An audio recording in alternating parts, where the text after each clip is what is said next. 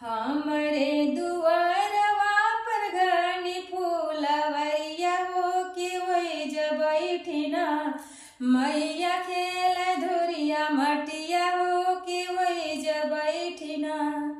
हमरे दुआरवा पर घनी फूलवरिया हो कि वही जब बैठिना मैया खेल धुरिया मटिया हो कि वही जब बैठिना।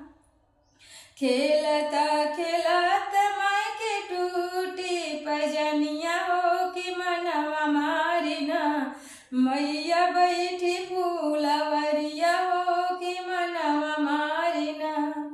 खेलता खेलत माई के टूटी पजनिया हो कि मनवा मारिना मैया बैठे फूलवरिया हो कि मनवा मारिना। ई है पजनिया हमारे पौआ के सिंगरवा हो कि काहि पहिनिना जाबया अपने नगरिया हो कि काहि पहिनिना। ई है पजनिया हमारे पौआ के सिंगरवा हो कि काहि पहिनिना जइबया अपने नगरिया हो कि काहि पहिनिना। भोरही से होई गइल दिन दुपहरिया हो के जोड़ाई है ना हमरे पौआ के पजनिया हो के जोड़ाई है ना हमरे पौआ के पजनिया हो के जोड़ाई है ना। हाथ जोड़ी खड़ा बैल सुम हाथ जोड़ी खड़ा बैल सुमन बिटियावा हो कि हम जोड़ई बना। हाथ जोड़ी खड़ा बैल सुमन बिटियावा हो कि हम जोड़ई बना मैया तोहर पायजनिया हो कि हम जोड़ई बना मैया तोहर पायजनिया हो कि हम जोड़ई बना। जल्दी बेगन जोड़ा सोनर मैया के पजनिया हो कि मई की है पहिनिना मैया मानहार सही है हो कि है पहिनिना। जल्दी बेगन जोड़ा सोनर मैया के पजनिया हो कि है पहिनिना मैया मानहार सही है हो कि है पहिनिना।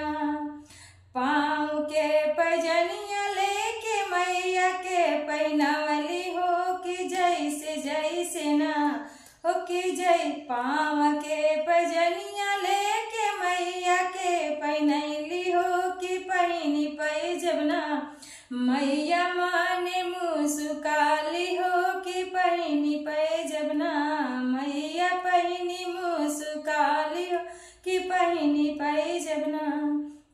जैसे जैसे बेटी मोर झनक पायजनिया हो कि वैसे वैसे ना तोहर खाना कजे चुड़िया हो कि वैसे वैसे ना तोहर खाना कजे चुड़िया हो कि वैसे वैसे ना।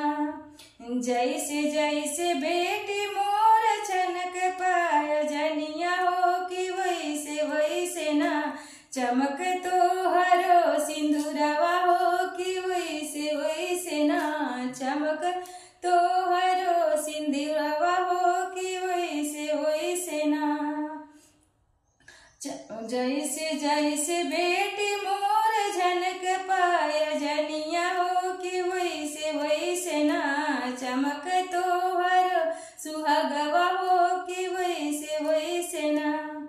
बढ़ तोहरो उमरिया हो कि वैसे वैसे ना बढ़ तोहरो उमरिया हो कि वैसे वैसे ना। हमरे दुआरवा पे घनी फूलवरिया हो कि वही जब बैठिना मैया खेल धुरिया मटिया हो कि वही जब बैठिना मैया खेल धुरिया मटिया हो कि वही जब बैठिना। बहुत धन्यवाद आप सभी लोग को। मेरा पचरा गीत कैसा लगा आप सब लोग कमेंट में जरूर बताइएगा। अगर आप सब लोग को पसंद है तो लाइक कमेंट शेयर जरूर कीजिएगा। आप सब राधे राधे प्रणाम।